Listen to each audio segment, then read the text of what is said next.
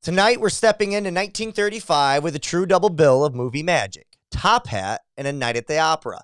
On one side, you've got Fred Astaire and Ginger Rogers gliding across Art Deco dreamscapes, turning elegance into its own kind of special effect. On the other, the Marx Brothers are dismantling high society one gag at a time, proving that chaos, when properly orchestrated, is a legitimate art form. Marking the first time the Marx Brothers were plot focused. These films hit the theaters during the Great Depression, yet they lifted spirits, set the standards, and shaped Hollywood's idea of what entertainment could be. So lace up your dancing shoes, grab your contract from Otis B. Driftwood, and settle in. This is 1935 at its most dazzling and delirious. Ladies and gentlemen, this is Cinema 100, and this is Top Hat and A Night at the Opera. Then play the piccolino, the catchy piccolino, and dance to the strains of that new melody.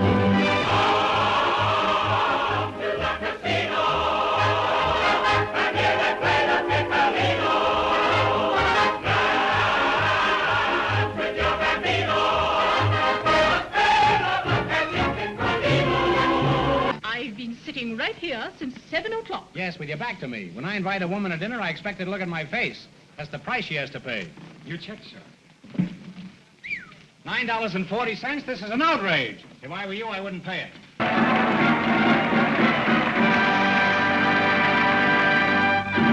It's double feature time as always, and Will and I are doing a little tap dancing and a little opera singing, if you guys, so to speak. We sat down and watched two different movies, and yet two very similar movies when it comes to Top Hat and A Night at the Opera. Will, these movies, this is a great double feature. I mean, A Night at the Opera, you get your singing, and then Top Hat, you get your dancing and a little bit of singing as well. But majority of it is that Fred Astaire and those quick feet of his, those happy feet in the tap dancing world. So, Will, we haven't done this in a while. This is our first record in probably about a month.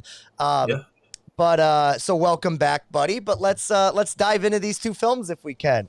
Sure. Your overall viewing experience, just watching these as a double feature. You don't have to tell me a score or anything, but just as a double feature, how did it feel it worked for you? Well, I thought they fit together pretty well, especially because Top Hat ended up being a lot funnier than I was expecting.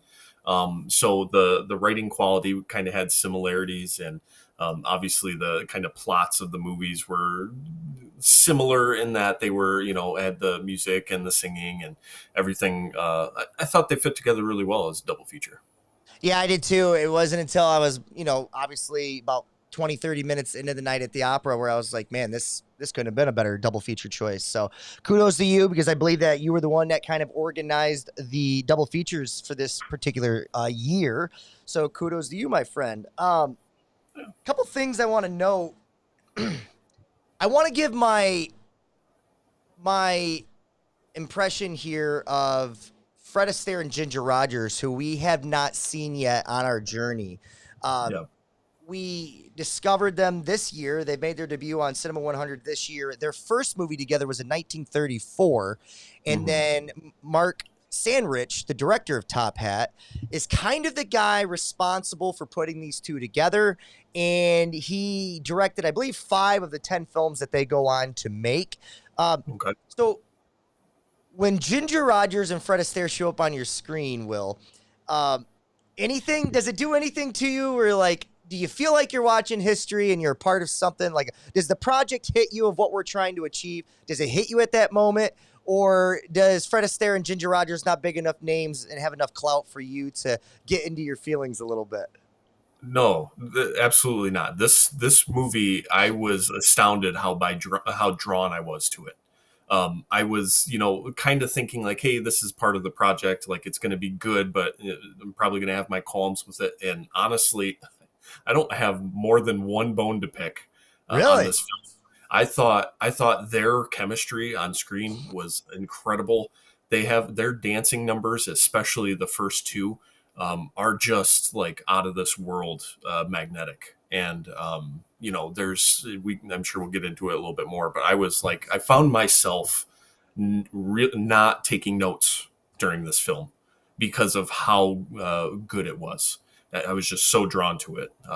So Interesting. I will have slightly different takes than you, but I agree with you on the chemistry and totally agree with you on the especially the second dancing scene. And I want to hold my thoughts on that cheek to cheek dancing scene and singing scene until we get there, because that was the peak of the movie for me. And it was so well done, but we'll get there. Let's talk real quick. Night at the Opera. Now we're watching our third Marx Brothers film. Now this is the first time we'll have an MGM produced Marx Brothers film. A first time we'll have a plot driven Marx Brothers film. And the first time Zeppo doesn't show up in this movie. He's replaced with a gentleman playing Ricardo in this movie. So Ricardo kind of gets fourth billing when it comes to the brothers. And that man is played by Alan Jones. Now, Will, without giving me too much of your opinion on this movie, so to speak, I just want to focus on the three brothers, and I want to ask this question.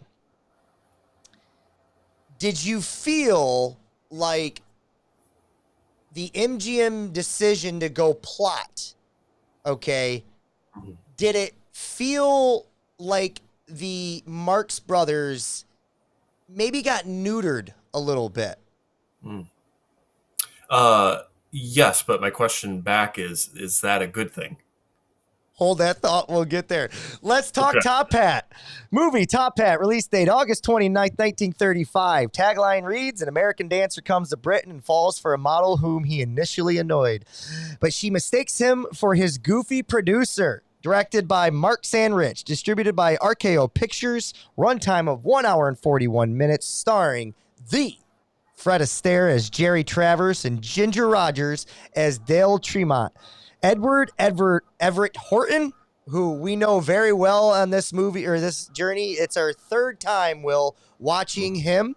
He played Horace Hardwick, and then Helen Broderick, who played Madge Hardwick. I gave those 4 billing. Do you have anybody else that is deserving of billing here? Should we have went with, was it Bates? Should we went with anybody else? The Italian clothes dresser there. I didn't give billing to anybody else. Did I miss anybody? No, I think they can stay off the poster, though I also appreciate their performances. Yes, they do a good job. Letterboxd 3.8. Rotten Tomatoes score 100% by the critics. That's 46 reviews. 90% by the audience alike. Now, this is where we get into the meat and potatoes, Will. Yeah. I'm going to go off and go first. Okay. My viewing experience with this, I kind of struggled how to like summarize my feelings with like a sentence or a statement. I went with it is what it is. Now, that is an unfair statement. I just want to say this real quick. I know it sounds negative. It's not meant to be negative. I enjoyed this movie. I have no big qualms, like you said, so to speak. I enjoyed it. I just don't think I loved it like I wanted to. I loved moments of this movie, cheek to cheek being the one thing I can talk about right away. It stood out to me. It felt like a special moment. It felt like I was watching an iconic moment in history. But as a totality, some of the things that fell short for me, you said it was funnier than you thought it would be. I felt the comedy was a little more dad humor. I felt like Fred Astaire's jokes were meant to be, I didn't find them to be overly clever, where, you know, like a Groucho Marx tries to hit you with cleverness, and sometimes he might not always land, but like the one that does land, you're like, oh, that's funny. Where this, I didn't feel like these jokes were necessarily clever. I thought they were very direct. They were very low-hanging fruit.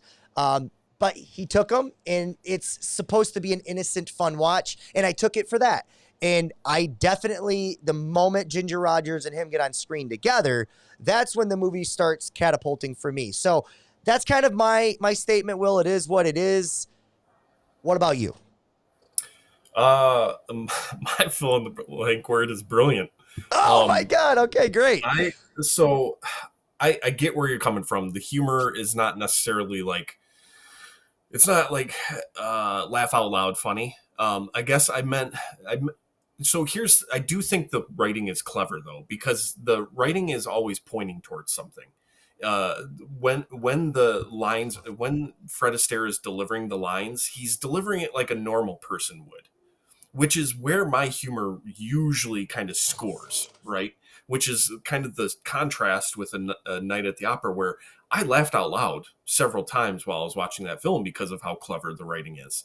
But it's clever for clever's sake. It Yeah. never feels like it adds up to anything. Whereas here you have the writing, the actually like screenplay writing that has dialogue rather than a skit that's trying to become a screenplay. So for me, that humor here in this film, other than there are a handful of lines that Madge Hardwick delivers that I thought were hilarious, like especially after they get to Italy. But the writing here for me feels like it's adding to the story, and it lets the story kind of breathe and be organic. And for me, that's where that clever writing is really scoring points for me. Well, to add to your overall point with writing, one thing that while you were talking, it just kind of hit me. It's kind of nice that we haven't spoken about a lot of plot holes, a lot of things not adding up anymore. It feels like here in 1935, like they've kind of figured this thing out when it comes to writing. Writing feels important to a movie. And so when you're talking about writing in this movie, I totally agree with what you're saying. It feels like instead of just lingering there for whatever purpose of to get a laugh, it's not just to get a laugh, it's to get a laugh, but it also propels the story into the next scene and the next scene into the next act and so on and so on. So there's a purpose in, almost a direct attack by the writers and the directors and all people in part. So I agree with you. I just, as far as the context and the meat and potatoes of that writing, I was just like, I felt like Fred Astaire to me, I wanted a little more, I can't even say this because like, I'm glad that Fred Astaire is this. I didn't know Fred Astaire was this. So let me just kind of clear up what I'm trying to say. I think he's PG, where I more gravitate towards a little more edgier type of charm type of guys. But like, Yep. I'm glad he's PG. Now that I know that about him, I can slide into that in the next film, whether it be Singing in the Rain or whatever we attack. And I can just enjoy Fred Astaire for Fred Astaire. It's nice that we just have him more as this kind of like, because it's fair to say that it feels like an innocent, pure kind of like family. Like anybody can go watch Fred Astaire, correct? Yes, absolutely. So that's kind of where I'm at. I didn't realize that. And, I'm kind of working my way through this first watch with him. So totally on board with it. Totally okay with it. What was your rating then? You said brilliant. Are we going 5 with Will? It's pretty close. I'm not sure if I'm willing to go all the way there because I do have some.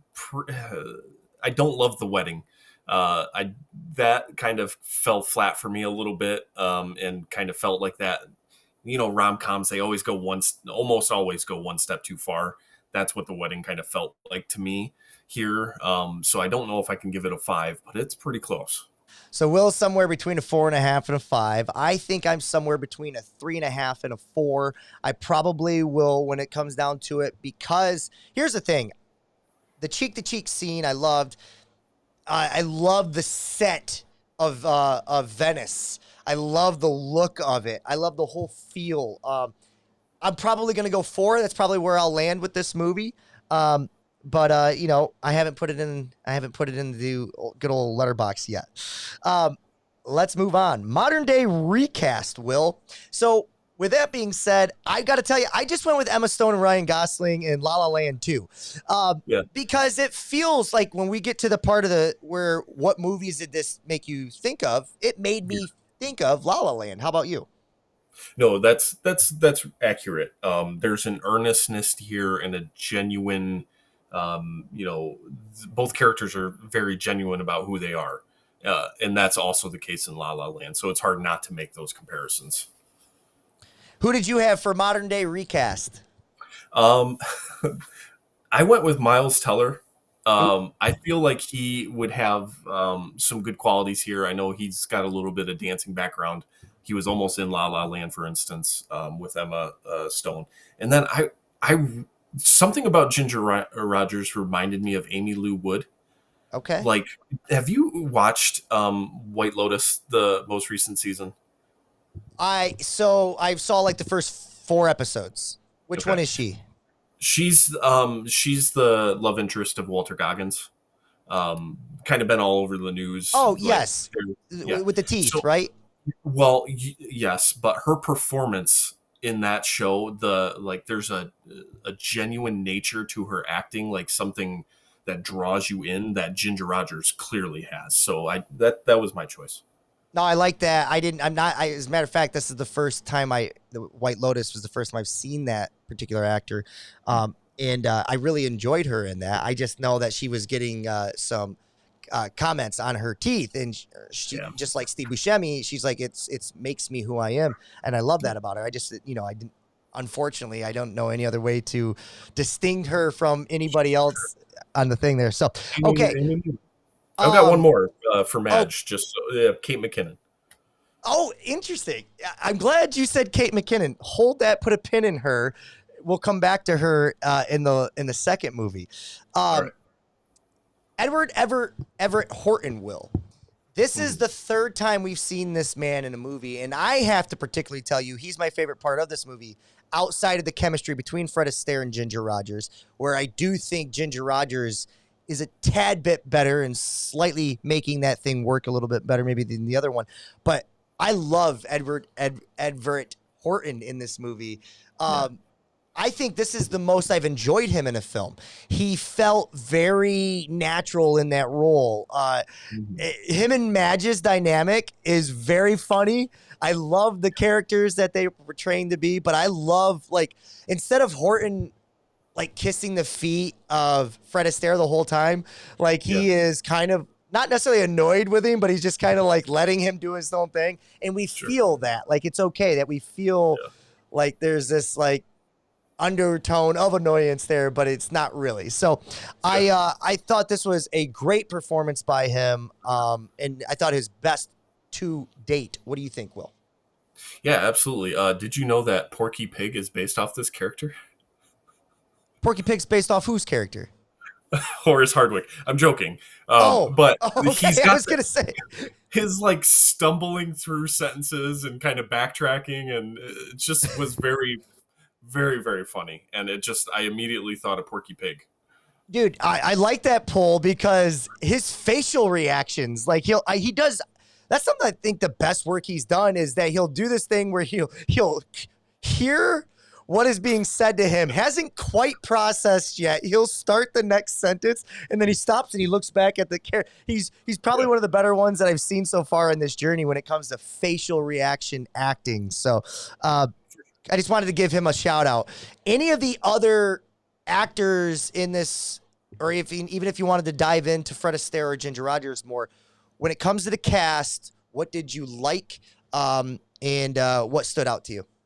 Yeah, I mean, for me here, like I loved Fred Astaire. I thought he had a quality that is clearly I was drawn to him as a character a little bit more than you, it seems. But there is a quality to Ginger Rogers acting, especially in the dance scenes when you can kind of see the both sides of her in those moments, like where she's tormented by not being able to be with him, but also at the same time like has a desire for it, and she has both of those feelings and emotions on her face at the same time. I was kind of astounded by her performance, to be honest.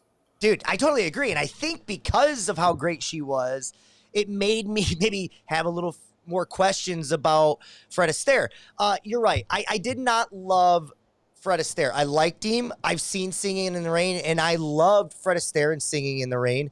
And maybe I wanted a little bit more of that. I found him to, and maybe it could be just his character too, but like I found him to be maybe a little corny in this at times. You know, just the way he would walk or approach, the door, or his flamboyant way of tap dancing, which is it's a whole style, which is fine. I have no issues with that. I just felt like when the tap dancing stopped, it kind of that kind of character way of walking and talking and just performing body performance still was kind of there, which I think was unintentional, and I just don't think it necessarily worked for me. But it is what it is. Let's talk about Mark Sandrich, Will.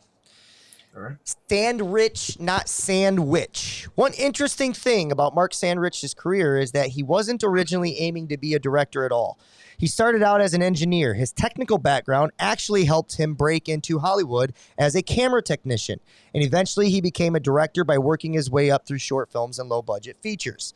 We go on to read that, but really what sets him apart is how he became a key architect in the Fred Astaire, Ginger Rogers musicals, especially at RKO Pictures. Top Hat is arguably his most famous work, but he directed 5 of the 10 musicals that Ginger Rogers and Fred Astaire would be in, Will.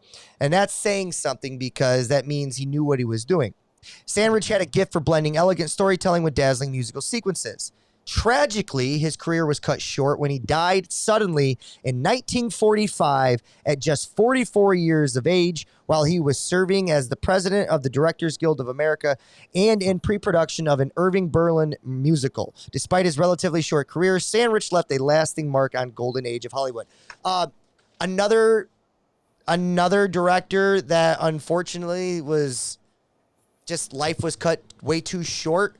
And it makes you appreciate these movies even more because you get to see a piece of art that this guy left behind. So anything about Mark Sandrich and the directing of this movie?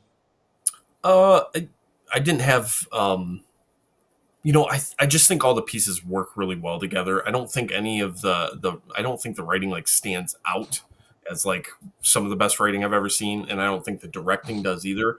But their kind of communication between each other, the script and what we end up with on screen is kind of seamless. So it kind of elevates, the sum is greater than the parts. That's kind of how it feels here. Yeah. Yeah, I get that. I'm with you too. I think a lot of times when you can call this a flawless movie technically, right? Whenever you have something like that and you don't, maybe nothing really stands out, but nothing necessarily comes off as a negative. Like, director did his job. You know what I mean? Yeah. So it's like we can applaud a Pat McAfee applaud here of Mark Sandrich in his job performance there. So let's move on, if we can, to some anecdotes. Fred Astaire hated dancing in the sand in that iconic scene there, but even more so, he hated dancing with Ginger Rogers in her costume choice during one of the iconic scenes of this movie, which is the iconic cheek-to-cheek scene. So, Fred Astaire was not thrilled with Ginger Rogers' original costume choice. Her dress famously covered in ostrich feathers shed constantly during their dance routine, so much so that Astaire nicknamed it the Feathers Incident and later called the dress a chicken massacre. Feathers flew into his face, stuck to his tuxedo, and got all over the soundstage. But despite this, the scene became legendary and Rogers refused to change the dress, confident it looked even more beautiful on camera. Which it's funny that this became an anecdote that I found. I remember watching this scene, being enthralled by it, and thinking to myself, how the hell is she dancing in this dress? Like, it was so to her feet. Because he's such a great dancer, and you're now watching her, because you knew he was going to bring a dancing to the table, and you're like, okay, how is Ginger Rogers? And dude, just the two of them together it was just poetry, and to see her doing it in a dress like that is it's incredible. So I want to talk about this next anecdote because I listened to The Big Picture this past weekend with them talking to Joseph Kosinski, the director of F1, and a lot of what he says in that movie is, we had to, because a lot of this movie was being filmed during the writer's strike, right? And so what they had to do was they shot a lot of the racing scenes, and they had a lot of time to do that and very little time to kind of get the emotion from the actors that they needed because they had to get all this stuff in such a short period of time. So what ends up happening is all the set pieces and all of the technical aspects of the movie almost steal the movie, right? Sure. I was astonished by the Venice soundstage here. What were Oh, your yeah. thoughts on that? No, I literally paused the movie because I was like, what are they doing here? Like, what Yeah. is this? Because it was huge and it was so well put together. And I found that it's actually they had to build two sound stages and essentially jam them together on the RKO, lot because they needed that big of a space. So you're watching this and you're like, this isn't Venice, but then you're like, this isn't Venice, and Yeah. it's like, how are they doing this with all of the water and all? It was pretty cool. Yeah, and you know what's crazy about soundstage is like me personally, I like Wicked, where they build these impressive pieces of architecture outside on location, and they build these things. But Yeah. what's incredible about sound stages is like you can kind of tell they're in a sound stage, but when they're Mhm. built this well, Yeah. it's like you're almost more impressed with the fact that they built this thing, Yeah. and it's so massive, it's so well done. And when they do those pullback shots and you're getting, especially the last dancing scene of everybody in the big group, you're just like, this is unreal. Like, why do we get to make movies like this and have money thrown at things like this? I don't want to get too deep into those things, but like, we love it, and it does add to the magic of movies, right? Absolutely. Yeah. Well, to get to that antidote, though the film is set in glamorous, exotic European locales like London and Venice, every single scene was shot on sound stages at RKO Studios in Hollywood. The elaborate Venetian canal set was entirely artificial, built indoors, and flooded to simulate a gondola-filled Venice. Despite its artificiality, the dreamlike quality worked. Audiences were enchanted, proving that Hollywood's version of Europe was just as appealing as the real thing. Just astonishing. There's some other anecdotes here, but I kind of want to, since we're already about 25 minutes into the podcast, Will, I want to move on to some of the scenes, okay? Sure. And now I generally don't do this when we do a double feature, but I kind of want to talk some things out. Okay. So let's just talk about the meet cute. The meet cute here is Fred Astaire dancing in the sand, dancing upstairs, and he's doing his tap dance for his boss. They're getting ready for some big play. And Ginger Rogers is below, and she's annoyed. She's trying to sleep, and this gentleman will not stop. So I just want to talk about meet cutes overall. I think when we do movies like this, we should either have a ranking system or just talk about them. Like, where is this at on the meet cute scale? Oh yeah. It's really high up there. A meet cute's important, especially when it pays off at the end of the movie too, which it does here. That's kind of probably the best part of those last, until you get to that final dance number.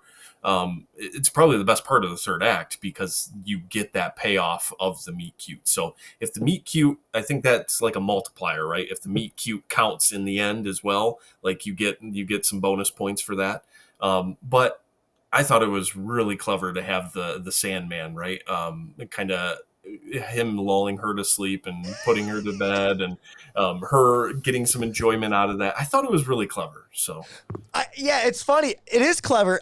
Is this like the earliest stage of ASMR we've ever seen? Like, I'm serious, because I was like, what is this? Like, I didn't know what was happening in this part of the movie. And then all of a sudden she started falling asleep. I was like, oh, I don't know if this is practical or not, but like, I loved the idea of it. So like, Will, are you familiar with ASMR? You Googled, so I'm assuming you are.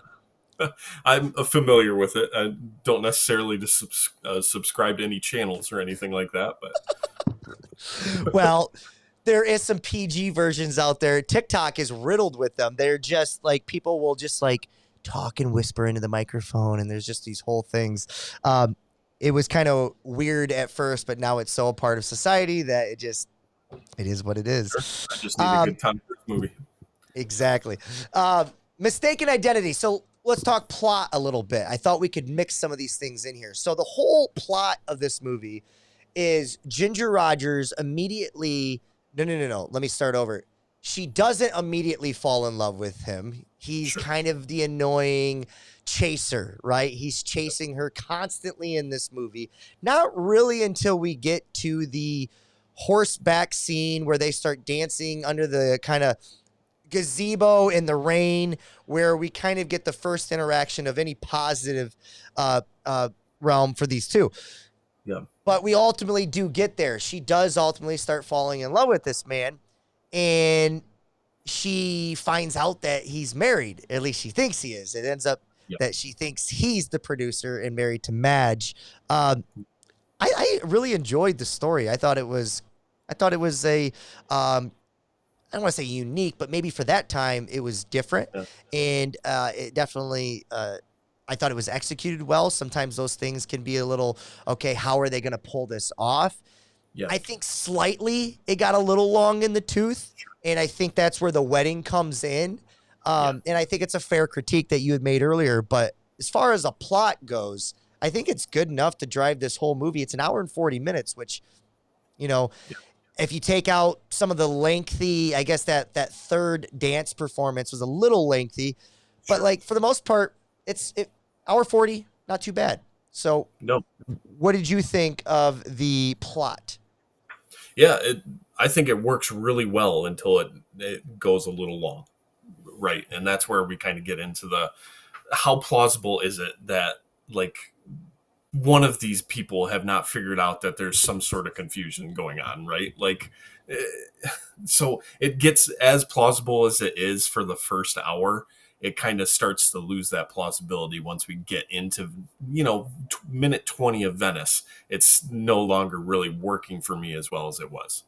Yeah. And I if we're nitpicking a little bit, it's like we talk about payoffs, and I think the meet cute paid off, and I think the end pays off like you talked about. I do think, however, the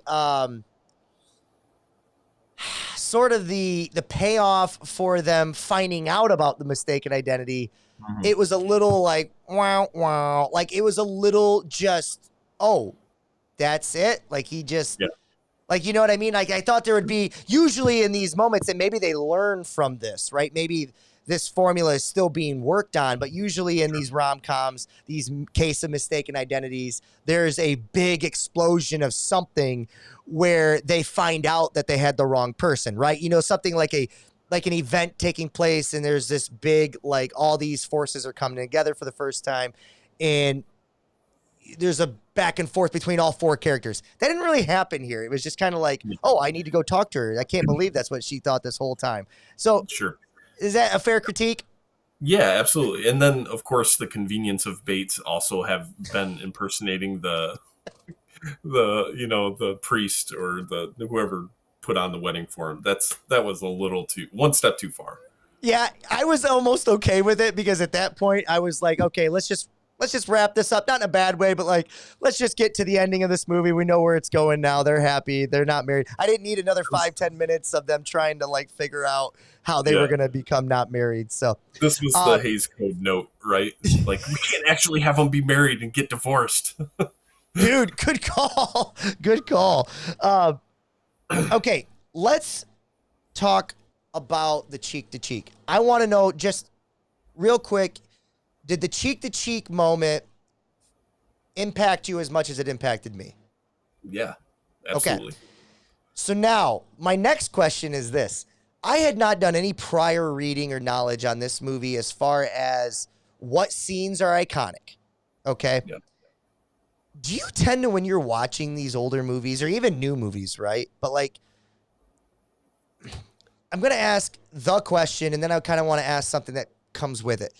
When you're watching movies, do you tend to know that you're watching an iconic moment, right? Do you tend to, like, as it's like, do you watch and say to yourself, okay, this feels like they just leveled up another, you know what I mean? Even though the movie's going fine, you like it, but like, there's this next thing, this movie just leveled up a little bit for you because of this scene, and you know that you're watching something special. And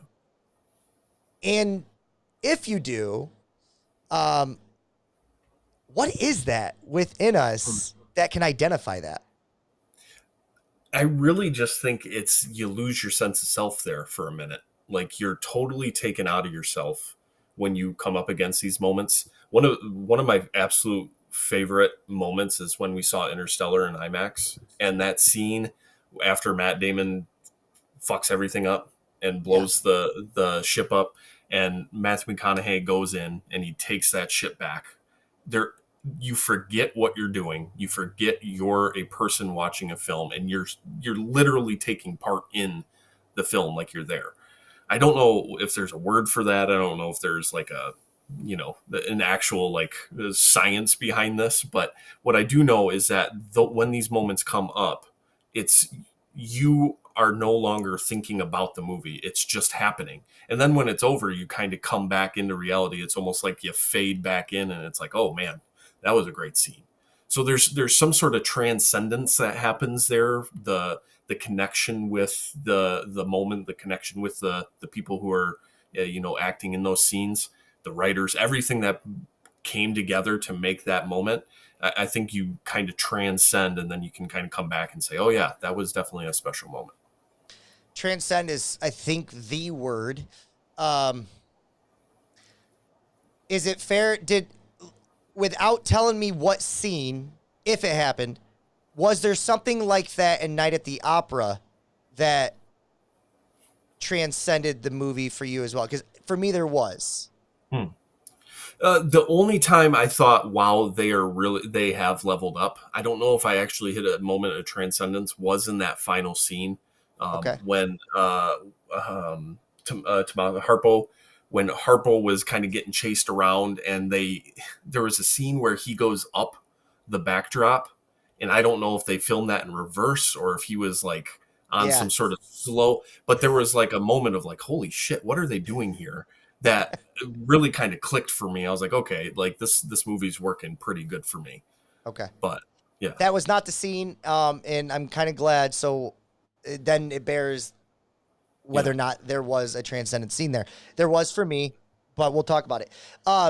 Getting back to the question at hand, though, is I just tend to believe, and maybe I just proven my theory here wrong, but I tend to believe that if you were to put any moviegoers, a collection of moviegoers that have no experience or prior knowledge on any movie, and you put the movie in front of them, I think 9 times out of 10, if you put 10 movies in front of their face that all have iconic scenes that we talk about to this day, I think 9 times out of 10, they can identify the iconic scene. Like if you were to say to them, hey, pick one scene from this movie that for whatever reason felt more impactful than others, I think we could identify that. And I think you're right. I think it's the moment where we forget we're watching a movie and you're just completely transcended and lost. And if any movie can get you there, I think it's done their job. And there's this great thing being said in F1. It doesn't take away from the movie. I'm not giving you any big spoiler, but he just talks about and I'm just going to make a comparison here. He talks about like moments in a car of tranquility and just like feeling, like he's flying, so to speak. That's in how he's chasing that. I feel like I'm chasing those today and when I watch movies. And sometimes I'm like, because we've seen so many movies, it's harder to achieve that moment. sure, But when we get it, I think it helps us appreciate the movie even more, right? I've had this discovery even recently with a gentleman named, is it Cooper Rafe? Do you know this guy? oh yeah, yep.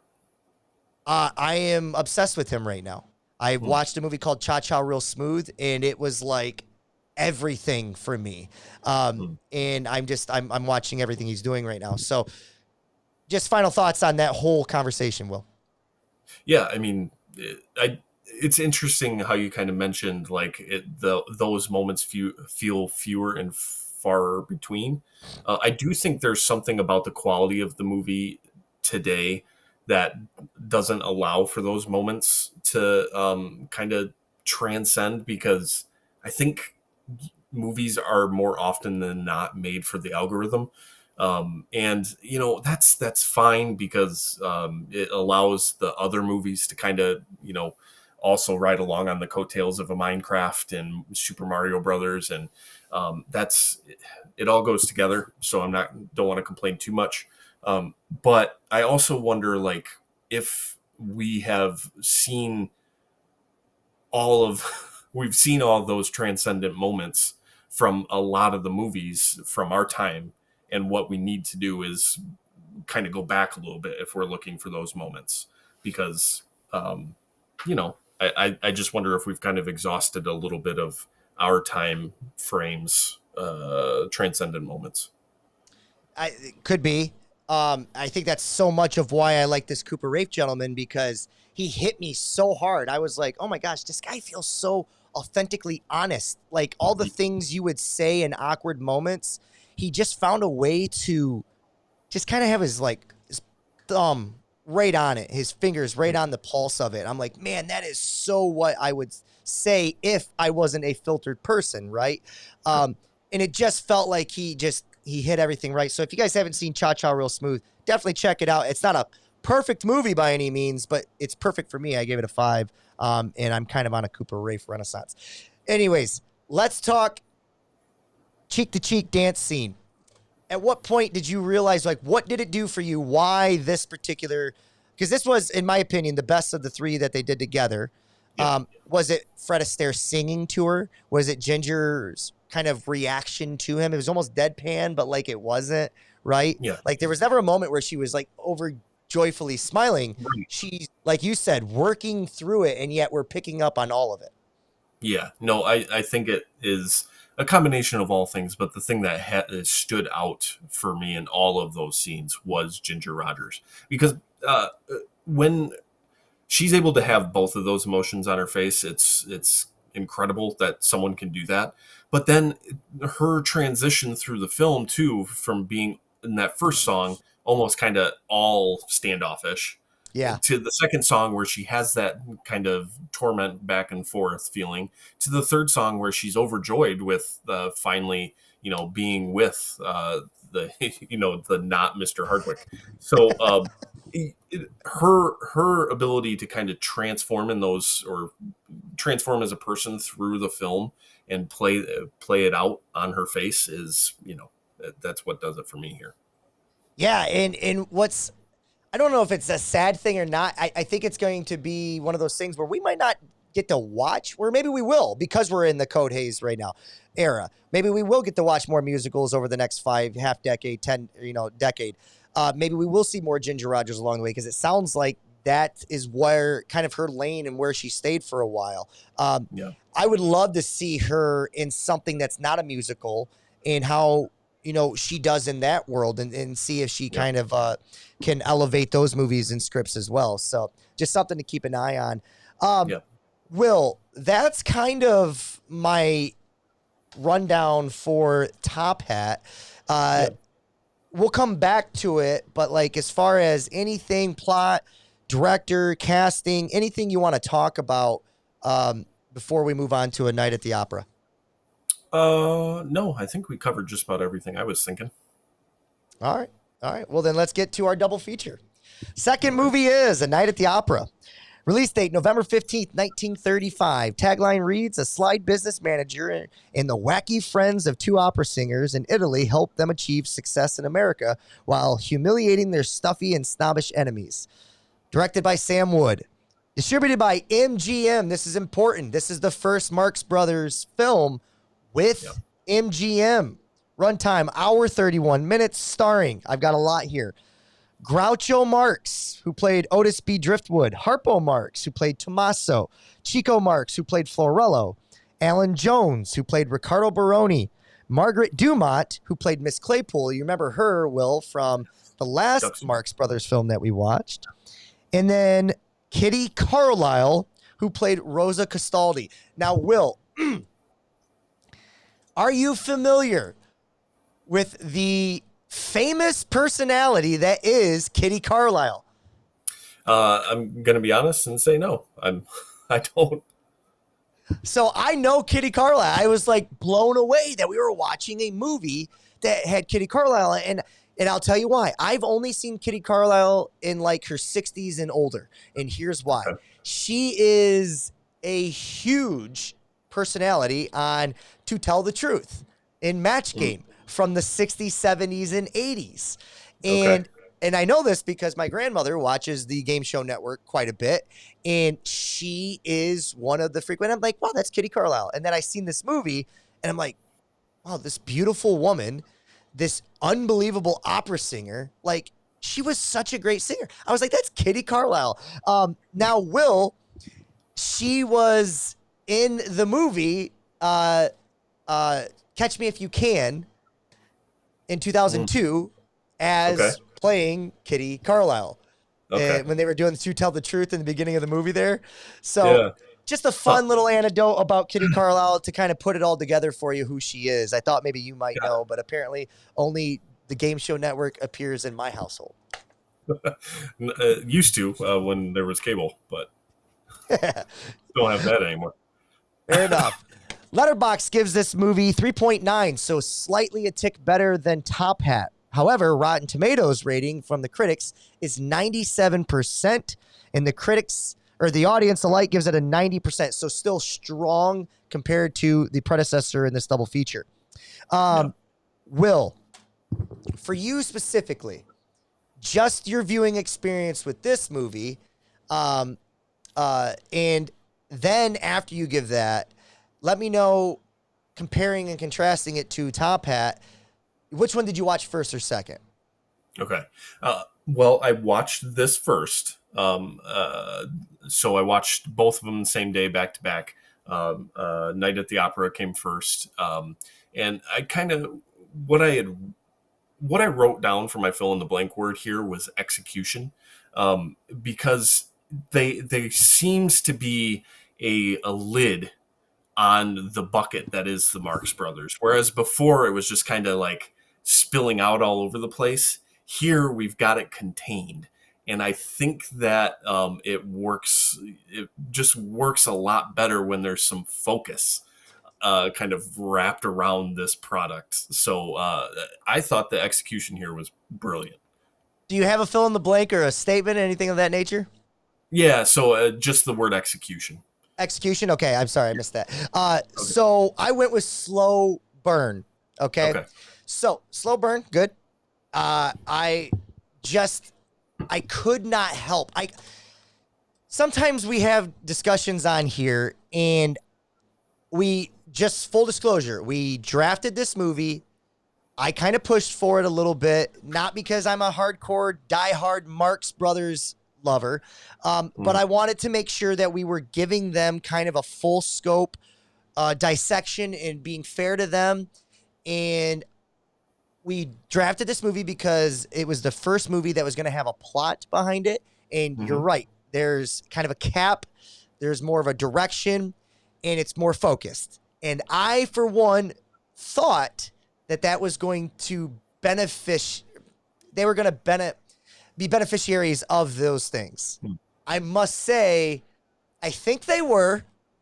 Yeah. But I ultimately think I have two takeaways from this. My first one is I think the first act completely, they weren't. I think they were neutered. And almost to a point where I was like, oh man, I was part of this, wanting them neutered. I was part of this, wanting them to kind of be contained a little bit. And I almost felt guilty where I was like, because I think you can see it right away, Will. The first act completely, they're on screen time. They feel like they're in the background compared to everybody else. Ricardo, Rosa, Mrs. Claypool, the other gentleman that is the producer there. I feel like they are playing second fiddle to the plot and to the story at this particular time. And I think I was like, man, I can't believe I was a part of neutering these guys. I almost felt like I could see it in Groucho. Initially, he didn't feel as like, even his energy didn't feel as upbeat, but I ultimately feel like it hurt Chico the most. I felt Harpo still felt like Harpo to me, and Groucho eventually gets there, but I feel like Chico was hurt by this as far as the things in which he can do, because he felt like more of a straight man this whole movie. At least in the first act, where he he was saying things that pertain to the plot, Will. And I was saying to myself, like, oh man, did we just hurt the Marx Brothers? I don't know. Like, maybe it's one of those things where maybe the Marx Brothers, it could be like the Mad TV to the Saturday Night Live. It could be the In Living Color. They could just be an alternate comedy that maybe we should have never touched and tried to focus. But you're saying you think it worked better. Is there anything I'm saying that's resonating with you at all? Now, second act, third act, literally, I had to pause the movie. It was 45 minutes in, and there were still 45 minutes to go where I was like, okay, this movie feels like they have taken over the movie. Yeah. Okay. But for the first 45 minutes, I felt like they were neutered. Any agreement at all, or you think that's kind of the point? Yeah, I think that's kind of the point. I do agree that Chico felt like he was in the previous two movies. He was kind of the third fiddle in the end, like compared to Groucho and Harpo's kind of two opposite style humors. Chico is kind of flitting between the two. And I think that kind of is the same here. Groucho, I agree with you. His energy didn't feel as high as the other two movies that we've watched with them. And I think that it felt in those first couple, especially in the first scene at the diner, when he's kind of doing his Groucho thing, it felt it didn't work quite as well. But at the same time, what's important is the plot always has to dominate that first act in order to set up the rest of the film. So here, I think it makes sense that their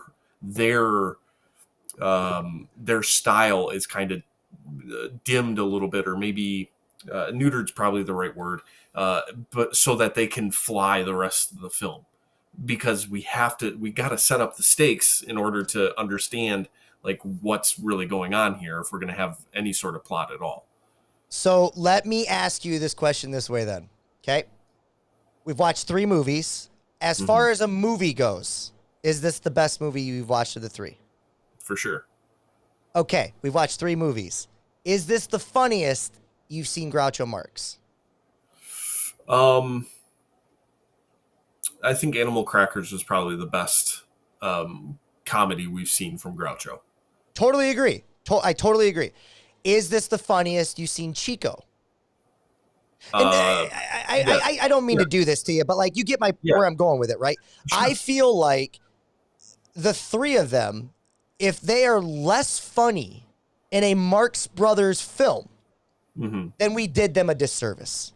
That's just my take from it. So like the movie is this best movie we've watched. As a fan of watching movies, this was a much better movie than the other 2 movies. With that being said, if I'm going to a Marx Brothers film, I'm not sure I'm getting the best of the Marx Brothers. I'm not sure we should be doing that. Yeah. Is that fair? Yeah, well, yes, but also maybe not, because if the goal is to go to the comedy club on Saturday night and see the Marx Brothers do their skits and to laugh and then go home, then they should do that. If they want to make good movies that are actually good movies, then they have to find that happy medium between just being a handful of skits and actually servicing the structure of a movie. At least in my opinion, and that's fine. There's a reason why this movie is higher on Letterboxd than Top Hat. It's clearly not as good a movie, but there are people who enjoy this style, and they're so diehard Marx fans that they go to the places and give these things 5 stars because they just like the Marx Brothers. So, I'm not trying to be a jerk here about the Marx Brothers, but if I'm supposed to be watching a movie, I want a movie, not, Mad TV. I agree. Everything you're saying, I agree with. It's just, I'm not entirely sure that I agree with the conclusion. Like, I agree with every detail you just said. I'm just not sure I agree with the conclusion. Only for the fact of, like, it'd be one thing if this was like a night at the opera starring Kitty Carlisle, Groucho Marx, Harpo Marx, Chico Marx, right? Like, but like if it's a night at the opera starring the Marx Brothers and this is their thing. I kind of feel like ultimately they should get to do what they want to do. Now, with that being said, I almost feel like, and I can't believe I'm going to say this to you, but like it's becoming fascinating, like the analysis study of the Marx Brothers on this journey now of what we're doing that I never intended. It's almost like pulling teeth, because when they're brilliant, they are brilliant. I thought like you said, the climbing up that cloth was the real genuine laugh out loud moment when he's going back up the curtain. I'm like, oh my God, that was hilarious, right? Like, that's brilliance. But their bad is really kind of bad. Not bad, but like really like, okay, guys, this is annoying. And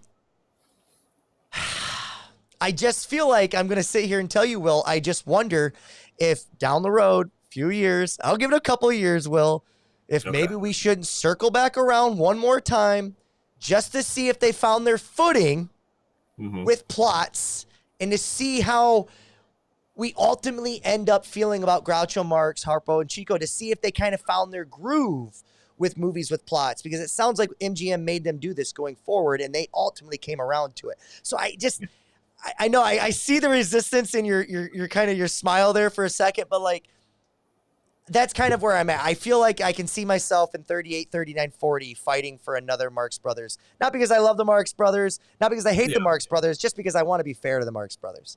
Sure. No, and I feel like 3 films is pretty fair. And going forward, the only Marx we should be discussing is Carl. Carl. So fair enough. We'll have those discussions when it comes time. Let's talk about, Will, if we can, modern day recast. I have some good ones. Okay.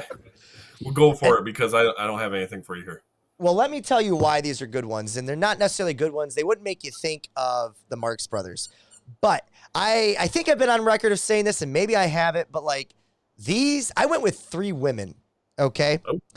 And I went with 3 women because I believe that, I hope in the next 20 years, that they reboot the Golden Girls, okay?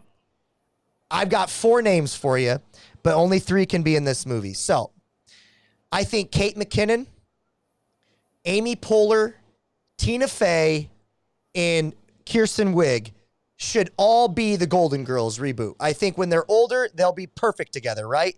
As far as this movie, modern day recast, I went with Groucho Marx as Tina Fey.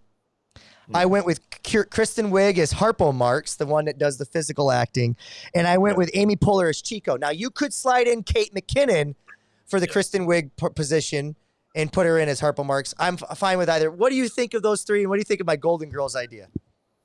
Great idea. The only question I would have is Amy Poehler or Maya Rudolph a better Golden Girl? So Maya Rudolph definitely fits into that thing, right? I think Amy Poehler plays Betty White. I think Tina Fey plays your Dorothy. I think then you have Kristen Wiig, who I don't know. I think Kate McKinnon definitely needs to play Estelle, the older lady, because I just think she fits that better. I think that's where Maya Rudolph, I don't know. There's not a great lady to play Blanche, but I think they can work with it. I just think they can work with it and make it fun. And maybe all 5 of them live together. Why not? Yeah. So, yeah. Anyways, I just wanted to get that out there.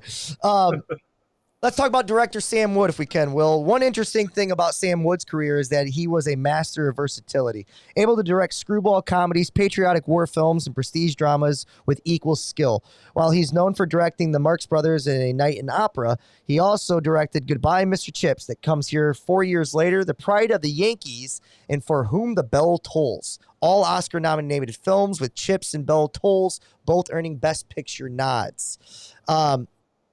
But perhaps the most fascinating thing is that Sam Wood initially clashed with the Marx Brothers.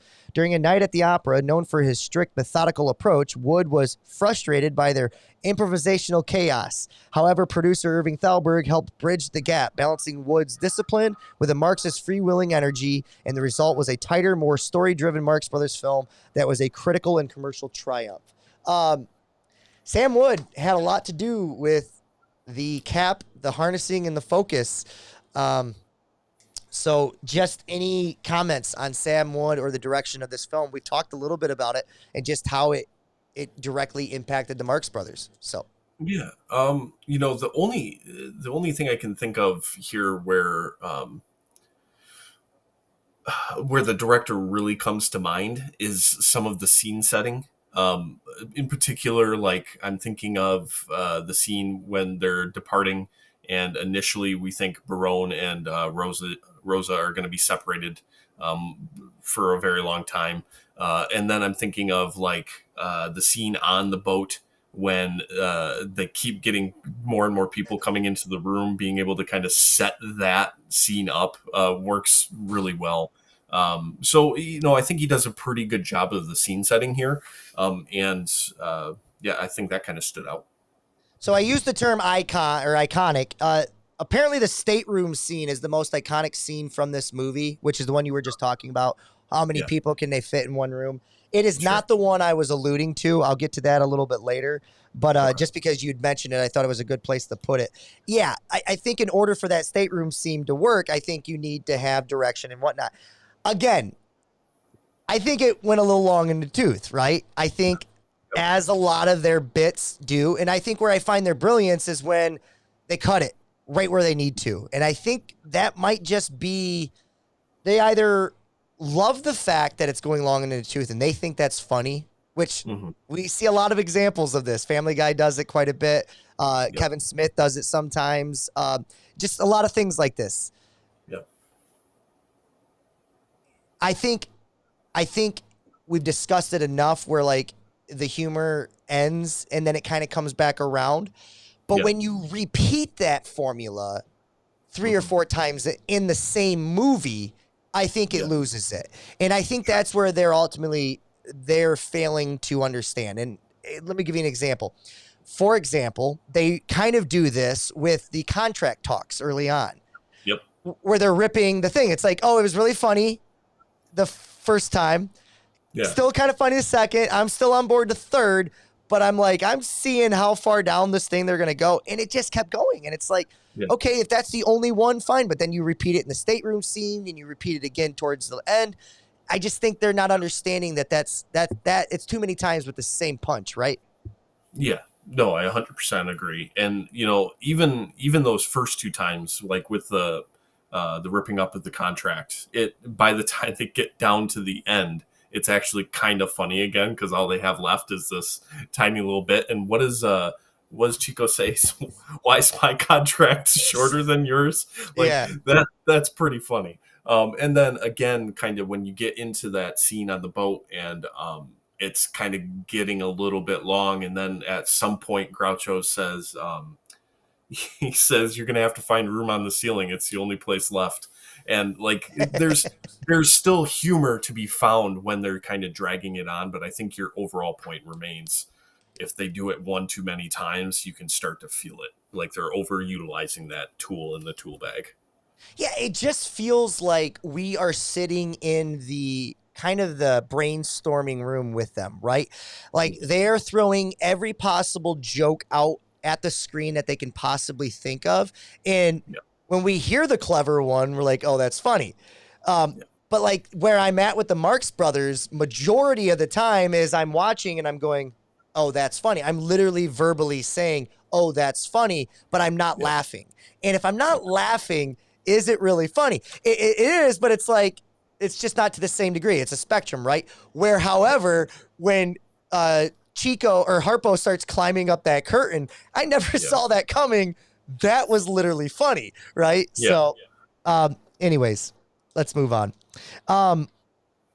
Irving Thalberg was important to making them rewrite their style. I just kind of mentioned that as an anecdote. The stateroom scene, Now, Will, the stateroom scene is so iconic that it is considered to be in the top short list of most iconic comedy film scenes of all time, where it's been repeated to death by whether it be cartoons, movies, whatever. How many people can you put in one car? How many people can be in an elevator? All of this really stemmed and started from this movie. So that's pretty powerful stuff.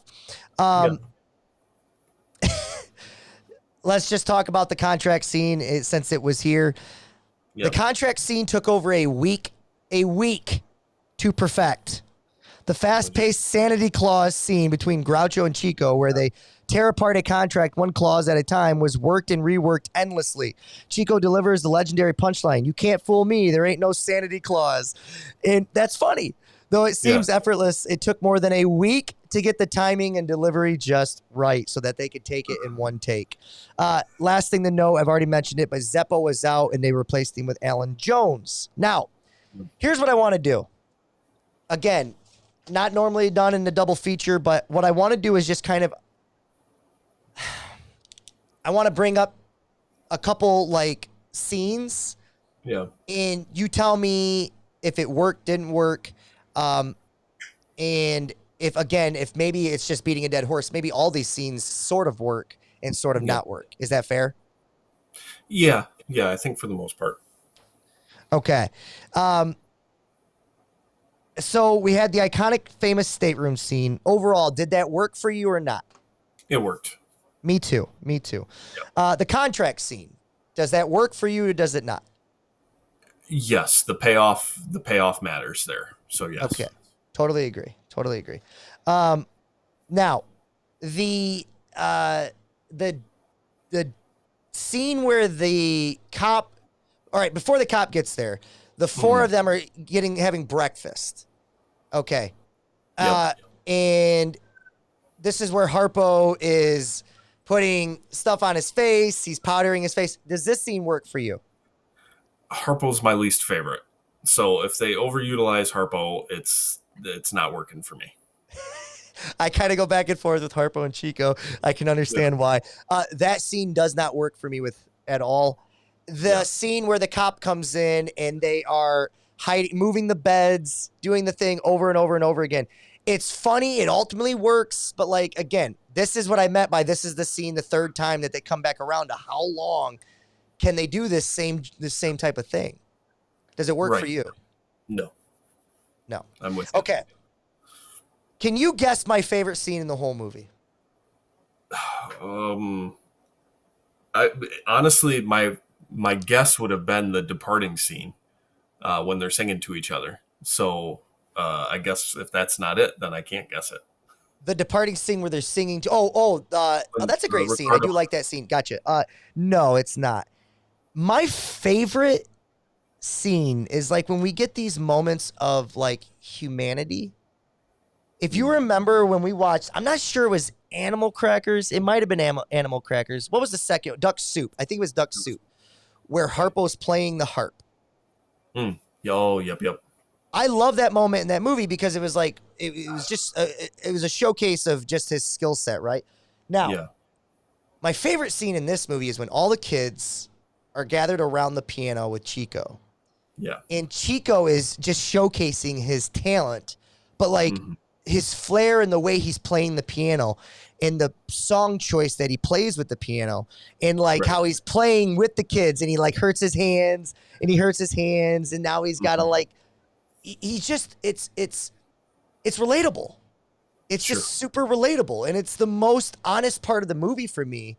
And that to me was the iconic scene. That was the transcendent scene that I was like, wow. And just for that scene alone, I was grateful and thankful that I watched the movie. Yeah, that scene really works. And there is poignant is the word that comes to mind here, like where you have you get that back and forth with the kids and the music choice of like having it feel playful, but also like sentimental at the same time. Everything just kind of fit together really well in that scene. The whole scene really worked for me, like because we also get Harpo playing the harp here, right? And so it all just works out pretty well in this. Yeah, and it kind of rolled right into him playing the harp. And again, I'm so fascinated by these parts because it's such an outlier to the rest of their movie, right? And it Yeah. makes me like, to me, it is the closest thing to Chaplin in their movies that they have. And it's almost to a point where I'm like, if I never seen the harp part in the first, or in Duck Soup, I believe it's Duck Soup. If I'd never seen that, and I never seen it in the piano and the harp in this particular movie, I would almost, I guess I think I would almost understand the Marx Brothers better. It's just this, it's like, why are they putting this in there? And since they do, it makes me starve for more of that in their film and less of the zaniness. You know what I mean? Where I could almost take them as what they are, and I wouldn't be asking for a fourth film in the future if I didn't have these moments of humanity. It just makes me feel like they get to this cusp of understanding something, and I feel like I'm just overthinking that scene. It might just be as simple as they want to showcase their talents and all their talents and put them into the movies. But like, you don't have to have kids around there. You don't have to like be a playful dad with them. You could just play the piano and have them be your audience. But he decides to go another step. I just thought it was great. I loved it. Yeah, no, it's a really good point, because I think that's kind of what's interesting about the difference between Chaplin and the Marx Brothers is the comedy for Chaplin is serving something larger, and the comedy for the Marx Brothers isn't. It's just the comedy. And whenever I watch a comedy, I'm always looking for that next step.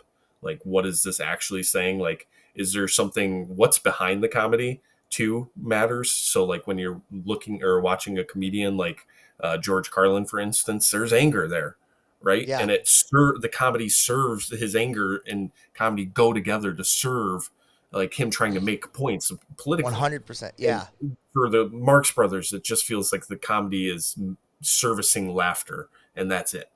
And laughter is important. I get it, but I want more than that. Yeah. Yeah, man, I feel like we're so in agreement on this that like, I feel maybe we're not the right audience for the Marx Brothers. But I do respect the hell out of them. I'm glad they exist. You know, it's kind of like you said when you were talking about Minecraft and these types of movies. Like, these movies have to exist for us to appreciate the others, right? If everything was what we had, it would be too stuffy. We wouldn't appreciate it, right? So, like, I love that there's an alternative. I love that exists. Sometimes it's okay, and I almost don't think it. I have to talk myself into believing it's okay that these things exist because I want everything to cater to what I like, right? Sure. Yep. Yeah. So, almost not fair. Will, as far as a plot goes, the major plot of this movie is that you have an opera singer in Rosa, and her love interest is Ricardo, and he's a tenor, and he's not seen as great as the Italian performer, and the Italian performer tends to get all the love, and he ultimately, brings Rosa to America to perform with him in a play, and Ricardo has to figure out how to follow her, maintain his love interest with her, and then ultimately get them to sing together at the end. That's basically the plot. And we get Chico, Harpo, and Groucho really focused in driving, like helping those characters achieve their goal, where they would be the speed bumps almost in the other two films. So as far as the plot goes, Will, did it work for you? Yeah, I think for the most part, it's hard because the Laspari character is so dislikable that it feels like a caricature of a character and not like a real person. I don't know. I just found myself disliking him so much that like it really took away from that part of the movie just a little bit. But Rosa and Ricardo are incredibly likable, and especially in that scene when they're singing back and forth to each other on the ship, you can see there's a real connection there. So it kind of services the ending of the movie as well.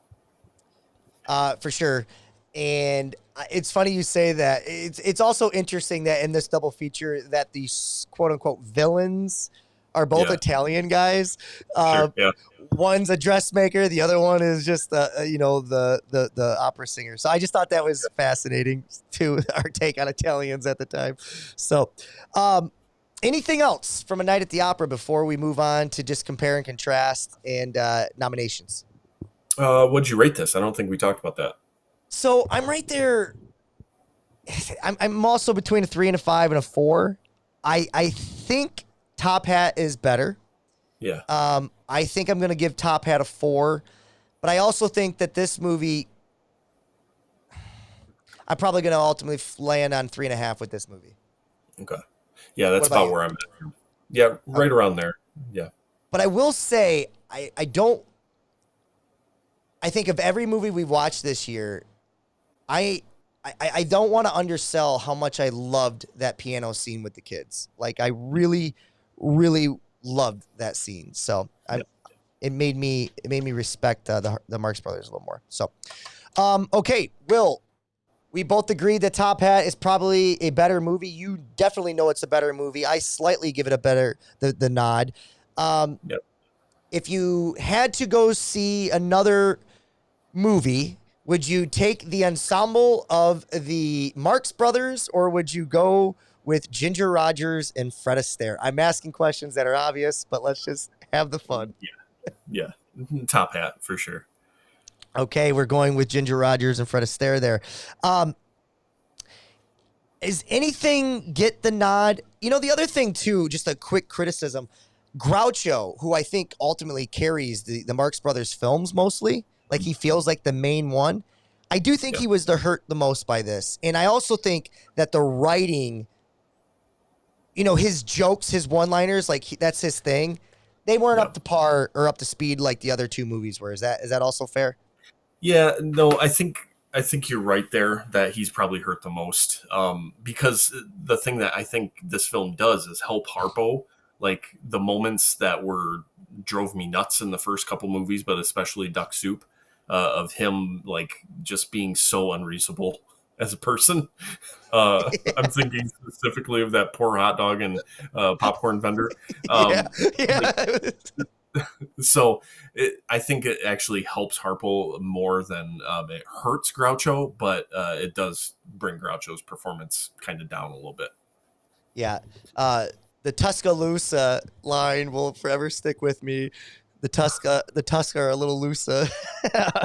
Nothing like that was on that level in this movie. So, okay, Will, let's get the nominations from Top Hat. Outside of Fred Astaire and Ginger Rogers, who I always automatically put in, are you giving the nod to anybody? I'm giving it to Everett Horton for Best Supporting Actor. Do you want to put the lady that played Marge as Best Supporting Actress? Yeah, Helen Broderick. I think she deserves a nod here. I just thought that her nonchalance around the fact that her husband was potentially cheating on her was hilarious. I can't remember. She says a line. There ain't no man who there ain't no husband in the world that ain't looking like strong enough not to look. I just thought that was hilarious. Yeah, because at that point, Ginger Rogers is like, "Oh, I'm gonna go fix him," basically, and she's like, "Oh, honey, there ain't no husband strong enough not to." She was great. She was absolutely great, and maybe it speaks to the way women look at men at that time and how they survive. Like, I can be depressed about my man doing this, or I can just accept it not that we agree that that's how it should be, but I'm just saying. Sure. There could be some commentary there. So, okay, Will, let's talk outside of those two. Do you want to give the nod to anybody else in the Top Hat movie? No, Bates is just fine here. I thought had some very funny moments, especially around the cooked steak. And then Badini, Eric Rhodes. I thought he was just fine too. I don't think anybody hurt the movie, but no more noms. No, I'm with you. No more noms. I did like Bates. The the one thing I did like is when he's like swimming in the water, like trying to get closer to their conversation. That was pretty funny. So, okay, let's go to Night at the Opera. Do we have any nominations here for anything? I have Rosa and Ricardo. I have both of them as supporting actor and actress. Sure. Yep. Okay. Miss Claypool, second time she showed up there. Interesting. Let's go to quick hitters, Will. Memorable quotes, Top Hat or Night at the Opera. Anything, you've already given a few. Anything that stands out to you. Now, this is where Night at the Opera should be just riddled with them, but I didn't think anything stood out in this one. Oh, I've got one. If we can start there. So, Otis, it's a quick conversation here. Otis, Driftwood, and Fiorello.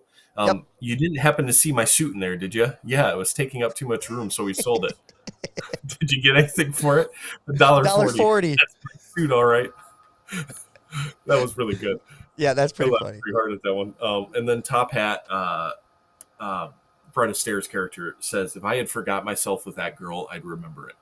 And I thought it was funny, but also just like really kind of spot on about like, those moments with people that you can kind of think back on where you remember the very specific moments with someone you might be interested in kind of throughout your life. And you just don't forget those moments. So you don't forget them. And, these romantic comedies, especially like they've hurt me in life. They hurt me because they are such an unrealistic way of doing this. Like women tend to be the audience for romantic comedies. But when a man does what Fred Astaire does in this movie, he's a creep. He's a stalker. He's you know what I mean? And the only way is the hot, crazy curve, right? Is the better looking the man is doing it, the better chance he has at achieving a goal. But like that shouldn't be the standard. So just thought I'd throw that out there. Will, any hard-hitting questions? I don't think I had any here. So I guess if you have some.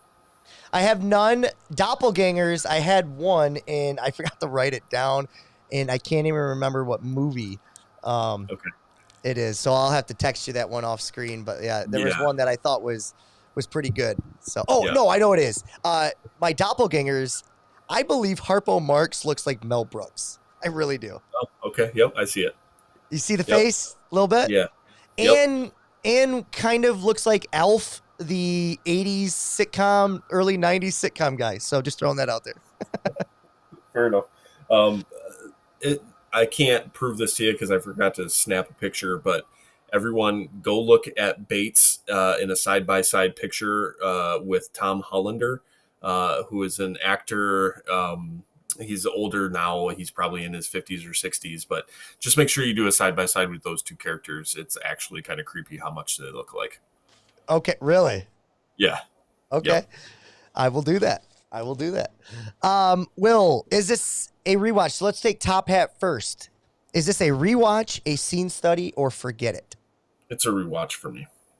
Man, that's interesting. I'm going to send you our things. I want you to respond with how many rewatches. I want to keep tabs on that. Okay. Just because, that's interesting to me. It is not for me. It's a scene study. What about the A Night in the Opera? I'd give this a scene study. Okay, I would as well. I don't think we need to forget it yet because there are things in there that I think are useful. Yep. Fix it in one move. So Top Hat, we've talked about a little bit about Act 3 with the wedding. Is that where you're going to go with this? Yeah. It seems like if we find a way to skip those, the love interest between like the faux marriage, right? If we can figure out some other crescendo there that doesn't involve the marriage, I think it just works better overall. Yeah. No, I'm with you. Even if the fact was like, they're going to get married, right? Yeah, sure. Like the fact that they got married was so definitive. It was like such a decision. You know what I mean? 3 hours late. Yeah, it was just weird. My one hot take in that one was along similar lines, but basically I wanted more of a payoff with the discovery of the mistaken identity. I'm not sure what zany, fun event that they could have all crashed together where you kind of had a who's on first type thing. Where, Yeah. you know what I mean? Like this is, what was his character's name? Edward. Well, Lee. Horace. This is Horace. No, this is Horace. Why do you keep calling him Horace? Well, why do you know what I mean? You could have had something fun there, but like they missed out on it. So, what about a Night at the Opera? Fix it in one move. I didn't really have anything here. I feel like they kind of maximized what this movie could be, is at least as far as I can see it.